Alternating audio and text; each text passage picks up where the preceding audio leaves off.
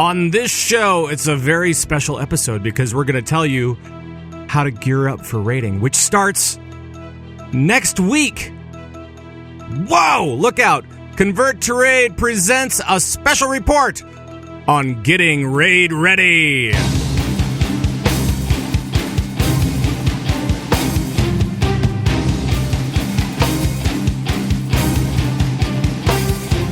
Oh boy, it is that time. Getting ready for raid. They're very important. So of course we brought two of our friends with us. You might know them. From Line of Sight Gaming, we have both Tattva and Tovo. Hey. Welcome guys. Hey, what's up? And I know that you guys are busy doing world quests and you're doing all of your things to make sure that you're geared to the max for for raids when they hit on Tuesday, the 20th, right? Oh yeah, of course. Yeah, not just raids, also the Mythic Plus 5-mans that come out are going to be pretty important to be geared up for too. Yes, they will, and we will talk all about those, I'm sure, as we go forward. But let's talk a little bit about, okay, once you hit 110, you have a very confusing, web of things that you can do when you hit 110, and all of them kind of get you some gear, right?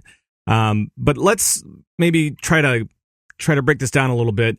One of the things that we start before we hit 110 is the order hall, your class order hall. You have the campaign going, and we were talking about this before we started recording, Tattva.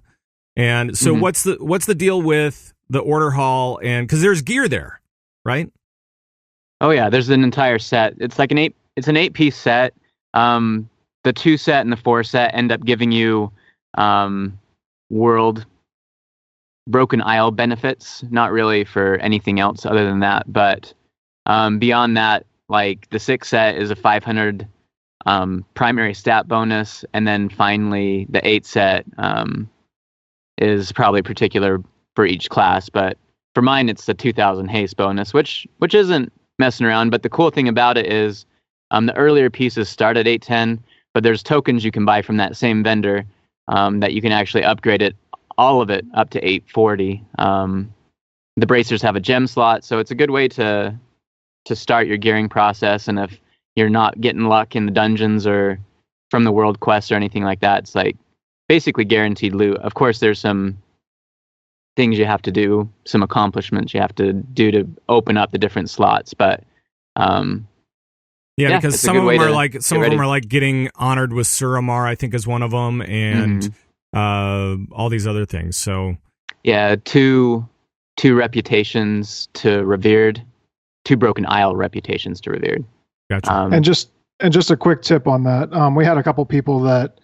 So what you do is you get the base level. I think the beginning pieces start at 810 eye level or something like that, and then you buy them from your vendor, and then you buy an item with order hall resources. That's the currency it takes to buy the item to upgrade those particular pieces. I think you upgrade them twice, and you can get them up to 840 eye level. The only thing about that is a couple people just spent that really quickly because they were all excited about the 840s, and then they kind of let themselves a little dry for order hall resources because everyone feels like they're swimming in them once they've leveled to 110, and they have like 10,000 or something. And then you buy a couple of those pieces or upgrade items to upgrade the pieces that you bought from the vendor. Sorry about that, my phone. And then you're left with 0. Like you have no order hall resources, right. And you have to go out to the world quests and just grind up a bunch of stuff just to even start some of the missions that are going to be required of you to continue your class hall campaign. So just be careful, and don't rush into it right away, and just upgrade everything that you can. Pick the pieces that you think you're going to keep the longest. And there's a few that I'm still using, and my item level is like 849 or something. So I'm still using some from it. So it's definitely worth doing. But just be careful. Keep an eye on your order hall resources. Right, and the big thing is because you want to make sure that your class order hall campaign can continue. And that's really important too, Tattva, right? Because you open up that third artifact slot or relic slot. Yeah, the third artifact or relic slot on your artifact weapon. The initial part of that class campaign, which most of you have probably started doing or completed, but there's in your order hall mission panel, that little bulletin board thing, there'll be a quest, and those are what Tovo's referring to as far as being careful with your order hall resources, because you need those to do the quest to complete it. And so just that's the thing to keep your eye on, is just every time one of those class campaign missions come up, just be sure to send that one out. Those are your priority initially, and I wouldn't even bother doing any of the other missions until all of those are complete, because you don't want to have 3 of your champions out on a mission that doesn't come back until tomorrow, and you have this class campaign sitting there. I had that happen. Yeah. I'm like, well, I guess I should just go to bed, because it's not going to happen tonight. That's always a good option whenever you're weighing the right. the two. Whenever you get really frustrated, just go to bed. It's fine. It'll all work itself out by morning. Mm-hmm. Yep. And so there's, along with the order hall gear that's there and the campaign stuff that's going on that you definitely want to keep up on, there is a myriad of crafted gear as well, right? So much. So much. What's the deal with crafted gear, guys? Tad, is there a limit on how many crafted pieces you can wear at one time? Because I thought there wasn't. I thought they removed that, because it used to be you could only wear 3 crafted pieces.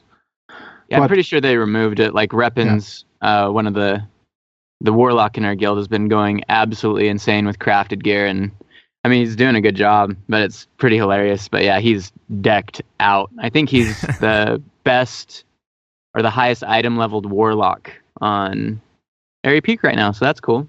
Yeah, there is no equipment limit on there, so you don't have to worry about any limits on that stuff at all. So if you set up your professions, then before going into Legion, you heard all the talk about getting a gathering and a crafting profession, and then let's just say you're a hunter or something and you're a leather worker.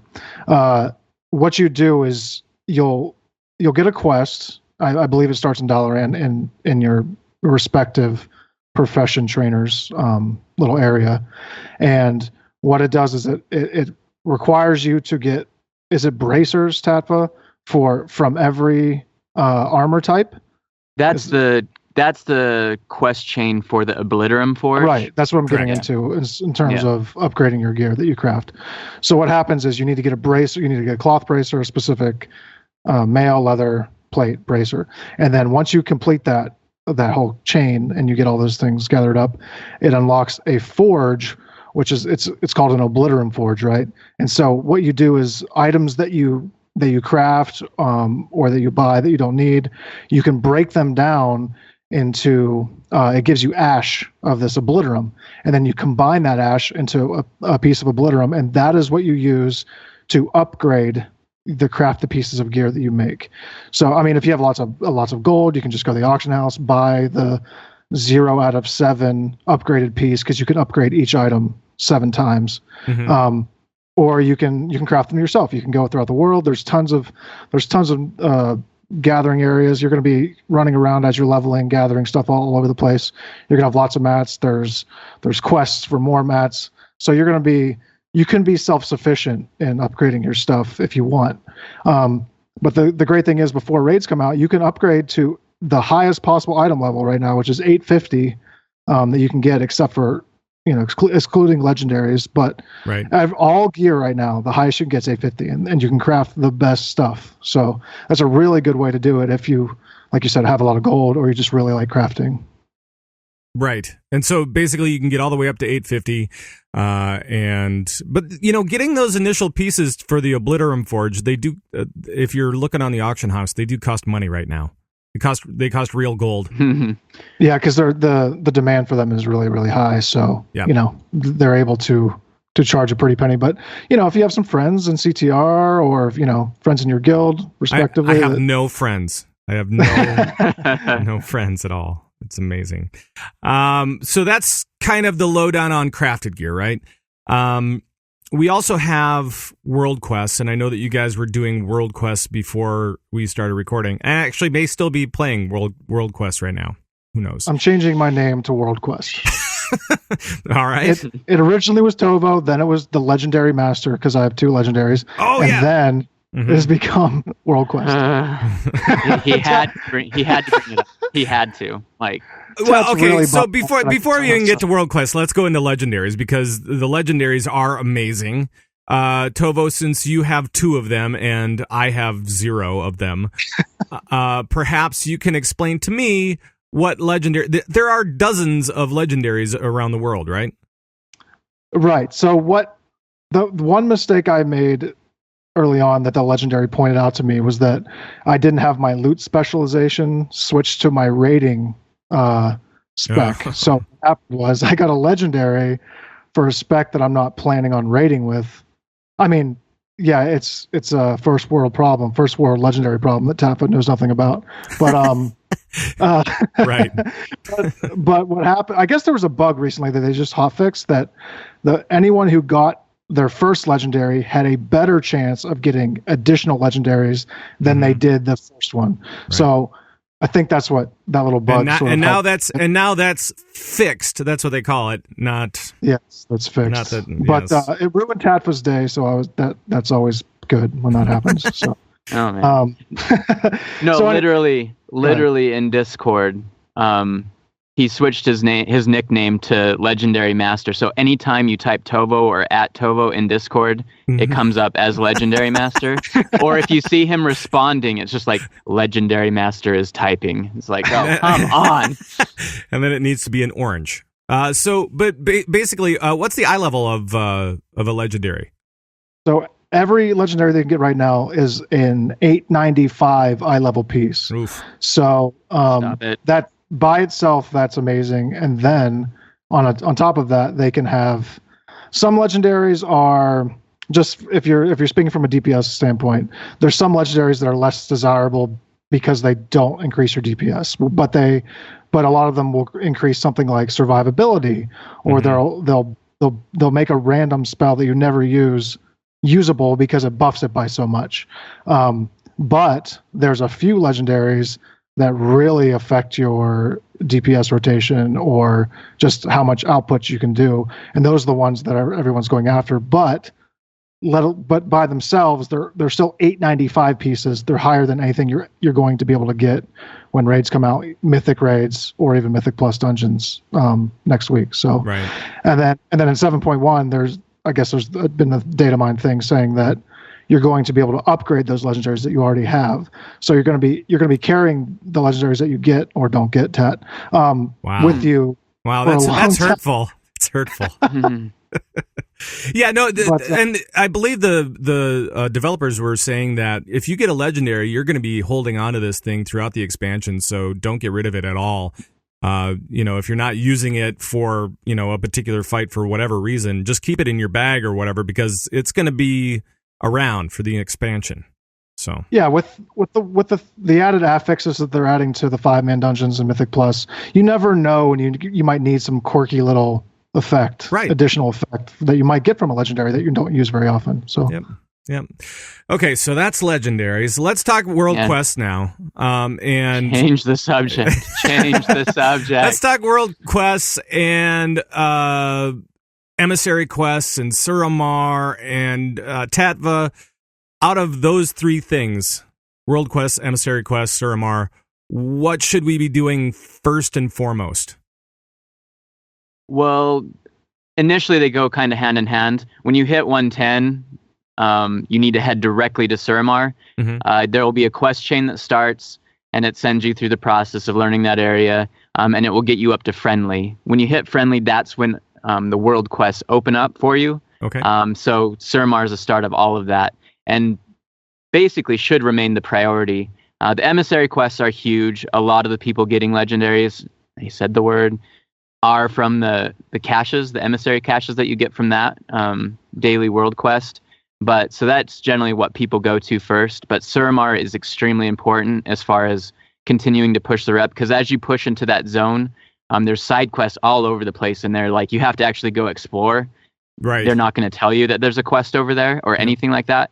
But as you do those like side missions in that area, so say there's like a vineyard that you go and have to help them make wine. Until you do that side quest, those world quests won't open up for you there. Like they'll just be nothing. You'll have these other ones, and so it's important to explore that entire area, push the storyline there, gain rep, so those world quests open up more and more, because it seems that Suramar is the place where you're going to get a lot of artifact power. There's a ton there. And so if you're not really sure what to do, if there's too much to do, you have a ton of world quests, but they're not really offering you things you want, Suramar, keep pushing that storyline, grind that rep out, because a lot of the additional quest lines in Suramar are gated behind reputation. Like one of them opens at 8,000 out of 12,000 in Honored. That will start the quest chain to open up Archway and Court of Stars. And then there's another quest chain that will become available to you when you get 7,000 out of 21,000 into Revered. And that will send you on a quest into the Emerald Nightmare. But that rep is so important, just because of what it offers to you. Yep. So if people aren't familiar, the Archway and the Court of Stars are 2 additional 5-man dungeons that are Mythic only difficulty, and they take place within Suramar. And some of the items there, the reason it's sort of special is there's little mini set items that like a neck piece. If you get the neck piece in a ring, for example, you get an additional proc from having that set and stuff. So it's a nice way to like sort of boost up your gear before you start raiding. Gotcha. And let's just talk a little bit about Emissary quests, because I was a little confused about where to get the Emissary quests and all this kind of stuff. When I first hit 110, I was like, okay, so now what do I do?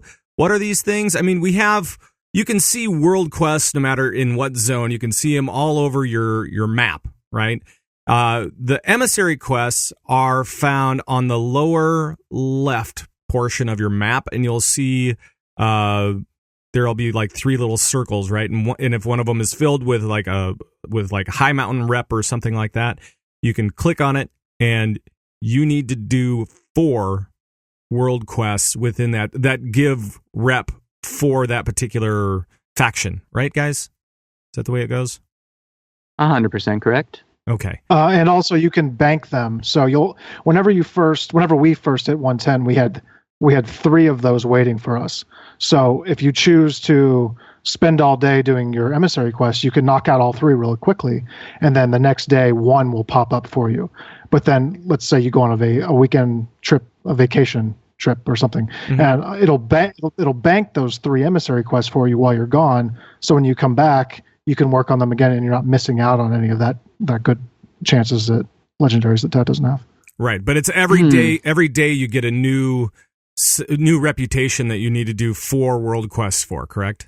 Right, exactly. And you have 2 days to do it. Awesome. Yep. That's cool. So at least you can work on something. If you're going away for more than 3 days, though, you're screwed. Yeah, you're going to be missing basically. out. Yeah. Yes. Don't leave WoW for more than 3 days.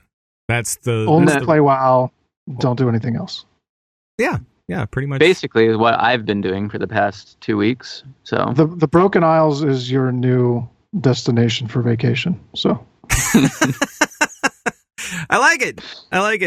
Let's talk. Is there anything else about world quests that you want to tell folks about? I know that you can kind of like hover over the world quests and see what they might be giving. Are there any add-ons that you guys are using for world quests? What is it called? World Quest Tracker? Yeah, there are 2 that I think I have. It's World Quest Tracker and World Quest List, I think is the other one. There's List in the name of the second one, but I know the first one is World Quest Tracker. It's kind of nice. If you're in a party with somebody, it'll show you, it'll mark which world quests that you all share together, so you can go do them together. At the bottom, it'll tally up all of the different resources that are available to you, and tell you you have 2.6k artifact power available if you do all the ones that offer artifact power, and stuff like that. So that's kind of nice. You get a rough. You can figure out your priorities, and then the list add-on. What it does is it lists. You can sort the list however you want, but a lot of people sort it by time ending, or specific rewards, and then you can it helps you just focus on a map that it may look daunting when you first look at it for the first time. But so it just allows you to focus all of your efforts into what you're trying to do. Sure. Let's switch to dungeons. Because one more thing before we move on to dungeons. Yep. Because I know a lot of people will see the word PvP and be like, oh no, I'm not heading that direction. But they've actually already nerfed it because it was such a good way to earn artifact power and to earn gear and all that kind of stuff. Mm-hmm. But there's the different PvP world quests throughout the Broken Isles that you can go and do. They all have a PvE aspect. Every single one of them does. Yep. And if you're on Airy Peak with like the rest of us, there's basically no horde here. So you're never going to PvP anyone. Other servers, you might not be so lucky. It might actually be a pretty good fight. Who knows? Which could be a lot of fun. But basically the main ones, there's these towers spread out, these warden towers that you need to go. You basically kill some guards, kill a captain, and then that's it for the quest. I mean, depending on your class and how geared you are, they should go pretty fast. 5-10 minutes, you're done. But they actually do reward just as good rewards as any other world quest, and sometimes even better. Because as you're doing these towers, your honor level goes up. Like it actually adds to your PvP rank. And then once you get over, what rank was it, Tovo? Like 12, people 13, speculated 14? like 14 or 15. If you're over that, that's what unlocks the possibility to increase the gear that you get from these world quests. But so you can just continue on. You said you start out at 805 is the gear that you can get from it when you're honor rank 0 or 1, whatever you start out at. And then once, like what Tat was saying, once you get to 14 or 15, whatever it is, it unlocks the possibility for those world quests to give you 840 plus gear. So, and that includes relics, that includes trinkets, that includes a ton of stuff that you can use for PvE content, because gear is just gear now, even though it might be called something gladiator shoulders of whatever. There's nothing different from that to an 840 item that you got out of a dungeon. Right. Like, let's say. Right. So gear is gear, so no need to worry about where you got it from at all. Definitely. I want to talk about dungeons, but I also want to talk about gear. We kind of mentioned it on about some of the stuff with world quests, but when we're talking about dungeons, when we're talking about when we get into raids and stuff like that, gear is going to be varied as far as what the item level is that can drop, right? Because we've got it's kind of like the Warforged system on steroids, because you can go into a normal dungeon and walk away with a mythic piece of gear. You can, right? Tattva, can you describe kind of how that works? Well, Tovo can. I can't. But I mean, that's why I was like totally like so focused on these world PvP towers, because I mean, I've been running a ton of dungeons. I've been doing all that kind of stuff. But as far as like, I have gotten 2 850 pieces, and both of them have come from the world PvP towers. Wow. So I'm That's like, I have a bag full of 840s, totally. But as far as like me experiencing the awesomeness of this Warforged system, I don't know about that. But basically, anytime a piece of loot drops, it has a chance to upgrade. You've all seen it as you've been questing, or even as you've done dungeons. It'll pop up. The little nice purple arrows will go flying over the icon, and it feels awful nice if it happens to you. But basically, any single item that ever drops has a chance to upgrade, and it's basically as simple as that. And it seems like it actually does upgrade a lot for other people, but for me, not so much. Right. Well, and it's basically what it does is it does a bonus roll for +5 eye levels off of whatever it starts at, right? So it does a bonus roll for +5, and if you win that, then it does another bonus roll for +5, and if you win that, and it keeps going until you lose. And so if you're in a normal dungeon and you're expecting a mythic piece of gear, that probably won't happen. The chances are much better that you'll walk away with like an 810, maybe an 815, and that's about it. Or whatever for normal dungeons. 810, 815 maybe for a bonus, but you're not going to walk away with an 850 piece of gear necessarily. So. Right. Yeah, the chances are pretty low, but as far as like they talk about they wanted to make it so you could go back to a heroic 5-man after you're geared out or whatever. Like for us, there's a few reasons to keep doing heroics, but they're not the same as someone who hits 110, and gets to eye level 810 or whatever. So what you can get you can get the upgraded pieces, the Warforged, Titan Forge pieces. You have a low chance of that. Mm-hmm. You can get artifact power from every boss. You have a chance to get artifact power from every boss. There's also there's also other items you can get. There's like there are augment rune items that add. It's just like the augment runes of warlords, right? Where you can get bonus agility or bonus. Yeah, exactly. Right. Yeah. In addition, that's the only effective way you can actually farm legendaries too, or farm the chance. Keep rolling those dice over and over again. Is after you've done all your mythic 5-mans, after you've done your emissary quests, and after you've opened up all of your treasure boxes in the world. Really, the only way to keep rolling those dice for legendaries is to do heroic 5-mans or normal 5-mans, I suppose. But you have a better chance supposedly with heroic 5-mans. Sure. So that's a lot of people are doing that, and they're also doing that for continued artifact power, because every point of artifact power increases your character power level just a little bit more. So it always feels like you're getting something from it. And that's good. That's awesome. Let's just talk briefly about what you get from each type of dungeon. So from normal dungeons, you can get 805 gear and up, eye level. Heroic drops 825 and up. And Mythic drops, is it 840 and up? Yeah. 840, yep. Okay. Mm-hmm. And that's just for the regular Mythic dungeon. We don't have keystones yet, correct? So... But as of Tuesday, Tuesday, those things are going to drop, and then is it with each keystone that you have, you get an increased level of gear drop? Is that correct? I was reading something about that. Yeah, the keystone level affects everything to do with that mythic dungeon, including the mobs. Like every level of keystone adds like 9% damage and 9% health to everything in there. And then it also, like you just said, it increases the item level by 5. And so it progressively goes up until you hit a cap. Mm-hmm. The cap was 865 right now? Or no, what? Yeah, right? Something like that. Yeah, it's not higher than mythic raids. I think that's what that's why it caps out at, right? Yeah, it caps out there.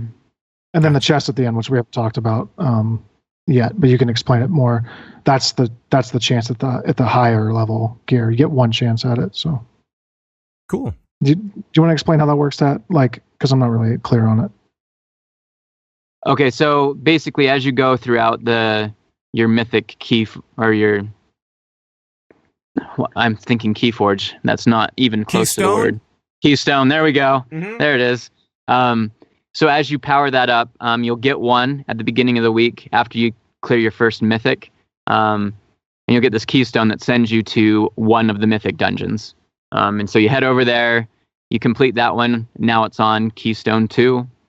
Once you complete that within a certain amount of time, if you're successful, moves to Keystone 3. And you keep working up, and the mobs keep getting more and more difficult.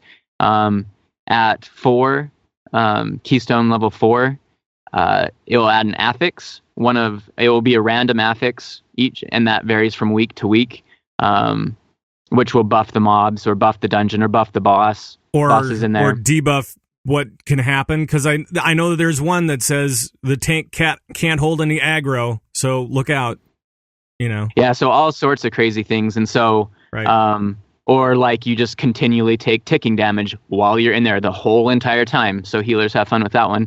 But I mean, it's going to get crazy, and so it gets more and more difficult. But as you power that keystone up, by the end of the week, it takes whatever your highest, the highest level you got to, and then it awards you a chest, a big old nice chest that can. I think it just drops mythic level gear at the end, right? Or I can't remember how much higher We were talking about it last night, and I know. Each boss can, so whenever we late. were talking about it, for an example, each boss was like, let's say you get to the point where you're dropping 860s from every boss. The quest at the end of the week would award, it was like an 880 piece or something. It's like Wow. it's always going to be higher than the cap on the bosses. So. That's cool. But it's only gonna be one for every person. So it's all dependent on your personal keystone, how high you got that level each week. So Sure. And then once you're awarded that chest at the end of the week, that's where you'll find the keystone for your next week. And it will be depleted a little bit. It's like 60% of what you got to the previous week. So say you got to keystone level 9, the new one will start you at 6, and then you'll proceed and try to grow it a little bit more. But it's going to be a fun system to push, and it's going to get crazy because by the time you hit keystone level 10, there'll be 3 affixes applied.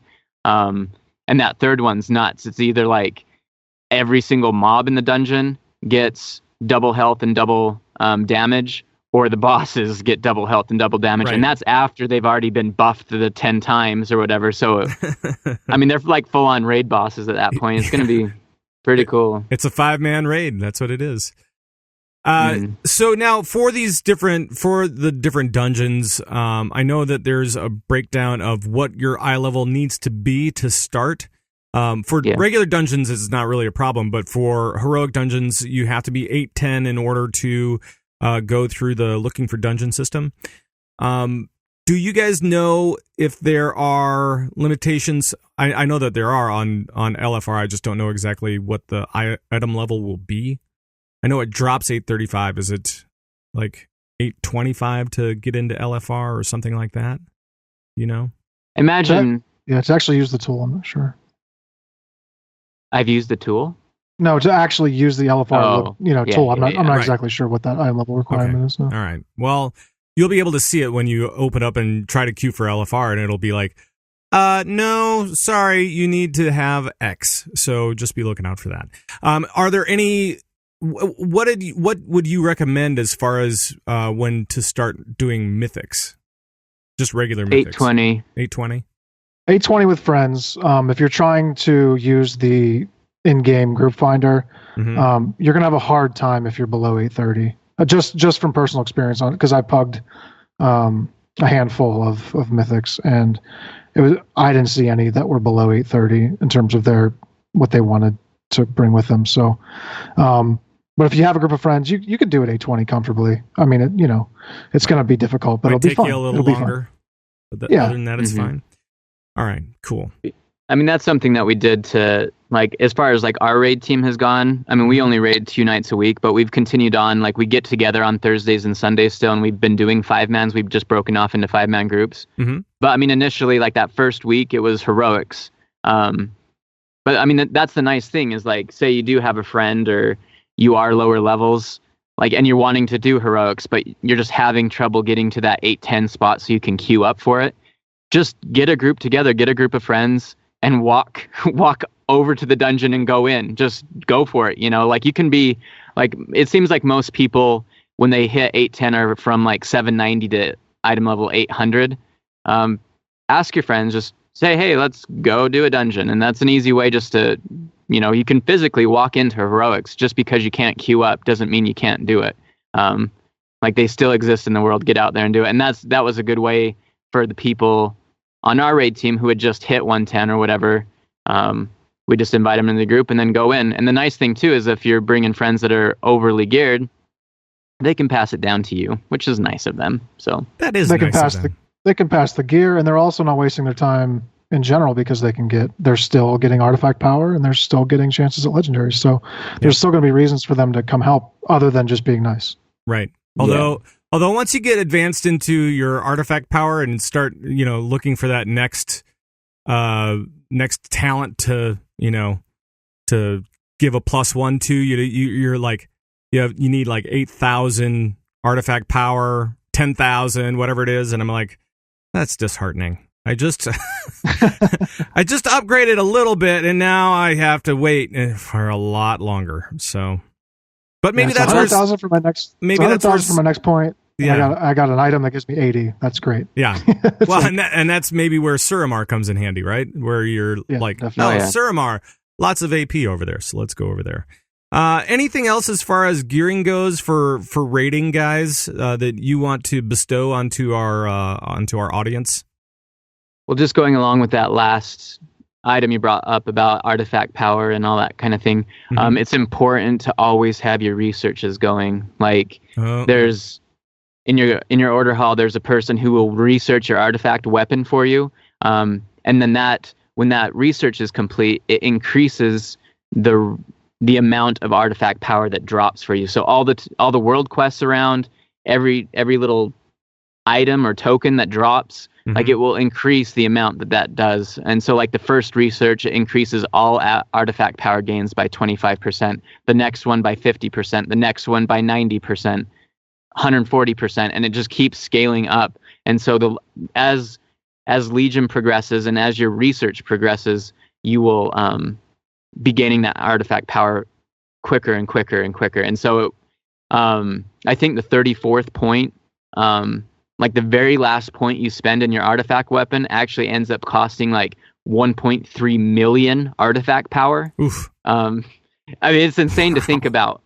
It's insane, but like, I mean, the one I'm working on right now, I'm working towards 50,000 artifact power. Whoa. But yeah, it gets insane. It scales up super fast. But the thing is, as long as your research keeps going, I mean, initially it starts off and it takes a few days, 4 days or something to research this artifact power knowledge, but that will also continue to get faster and faster. Like say 3 months down the road, you want to level an alt, but you're just like, oh, I do not want to like earn all this artifact power and stuff to, he'll feel so far behind without a fully, fledged artifact weapon. But the nice thing is that's going to scale as well. So say 2 months down the road, you're like, okay, I'm going to start this up. I really want to play Fire Mage. They've been wrecking it. So here we go.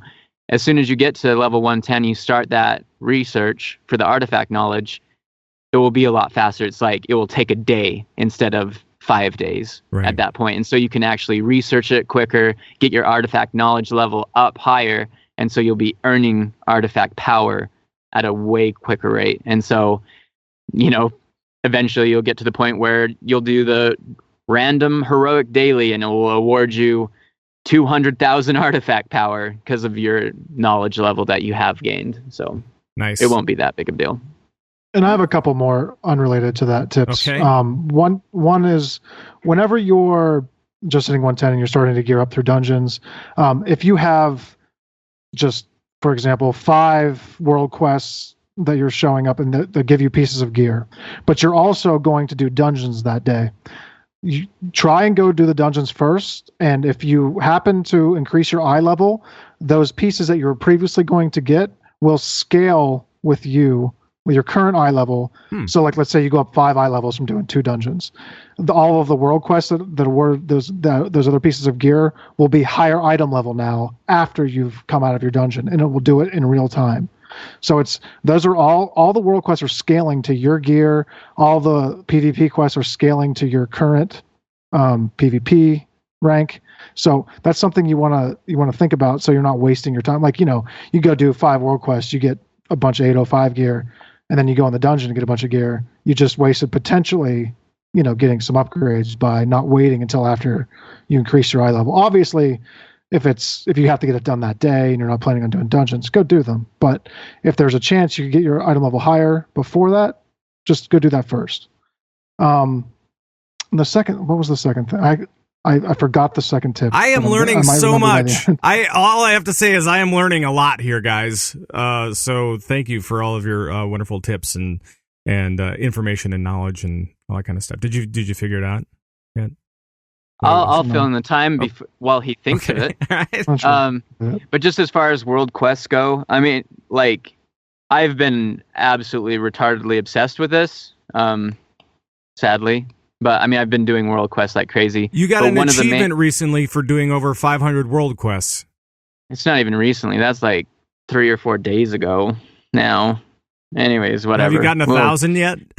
I don't want to talk about it. But basically, and the driving force or factor behind kind of that obsession for me is, people will see their world quests and be like, oh, that one gives me 70 gold. Woohoo! I'm not going to do that. It's a waste of my time. But the thing is every single world quest will give you reputation with both the faction of the zone that you're doing. So if you're in Val-Shara, it'll be giving you Dreamweaver rep. But sometimes you'll have a Warden's quest in Val-Shara, and it will give you Warden rep and Dreamweaver rep. So just that's a huge thing, because a lot of the different factions have pretty cool rewards. I mean, of course, you have to get to Exalted to get to like the gear pieces, but they all sell like a piece of 840 item level gear, which is super nice. But then the other thing they sell are the different shoulder enchants. So like I currently with Fardonis, that's the one I wanted the most, is the Court of Fardonis.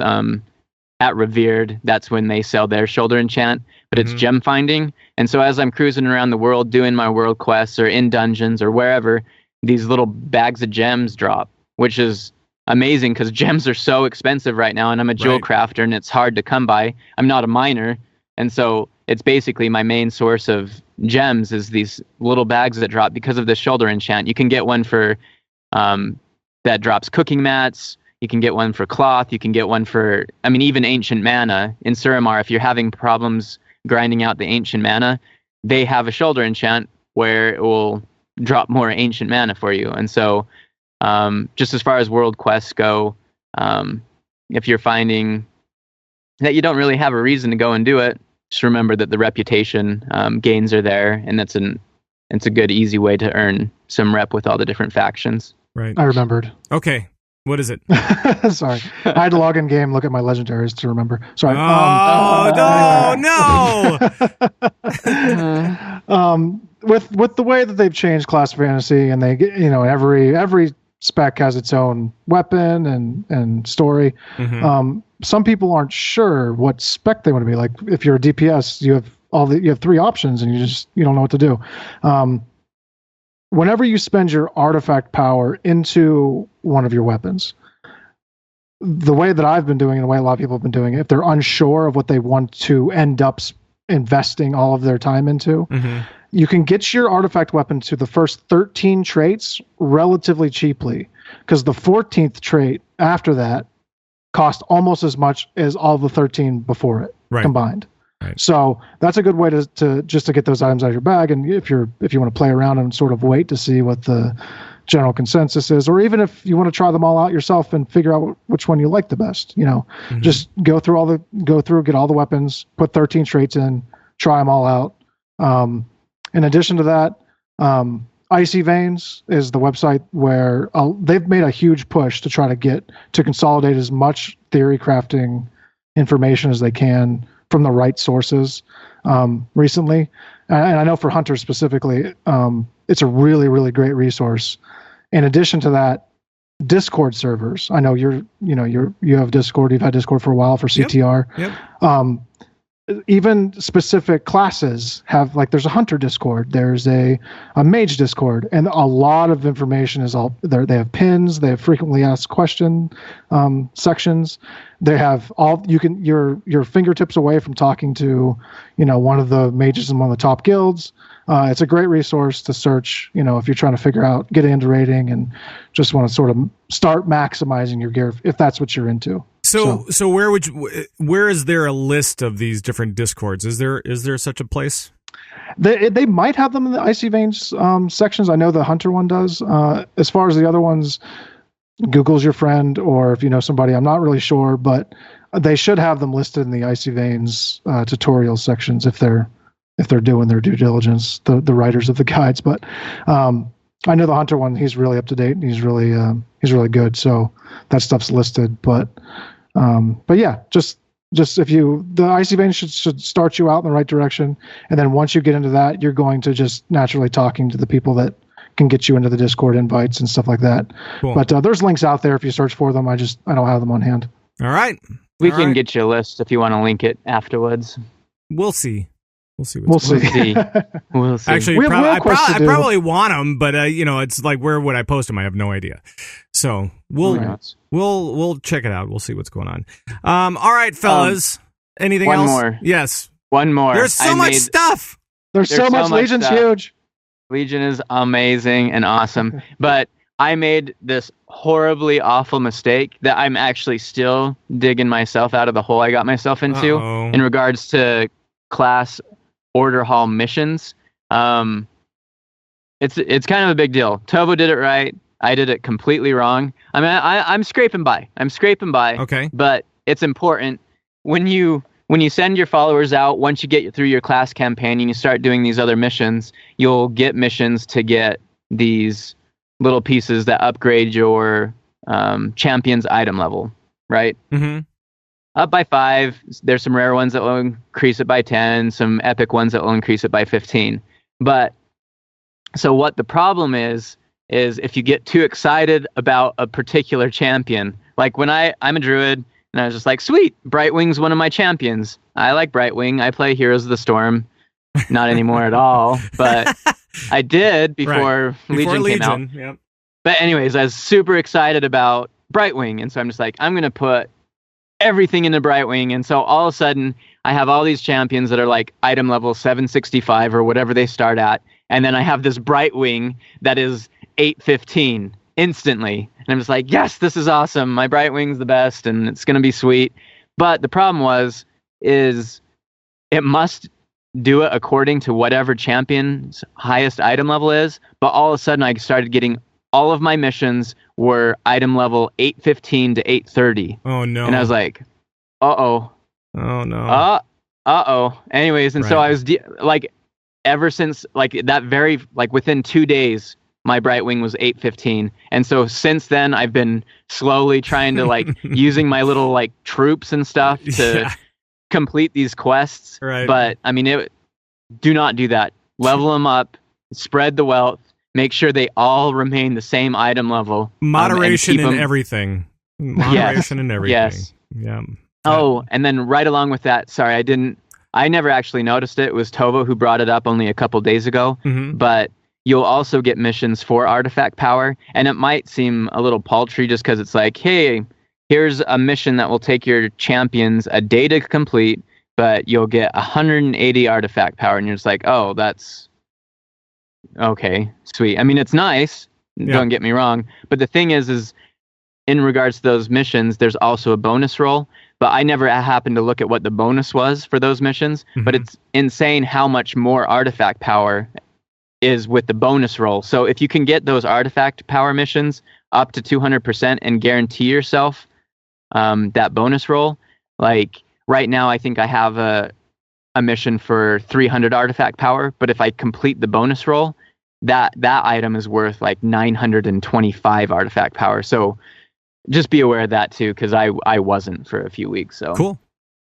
Yeah. Well, I think we're gonna have to call it there, fellas. I think no more. Oh wait, and I have more for you. No. We'll save it maybe for the BattleNet news or something down the line as we kind of go forward. But I think this is a really good, super helpful way for folks to kind of make sense of this, because I know that a lot of people are confused or feel overwhelmed about what's going on with Legion, with what to do once you hit 110. So hopefully this has kind of sorted it out for you guys out there.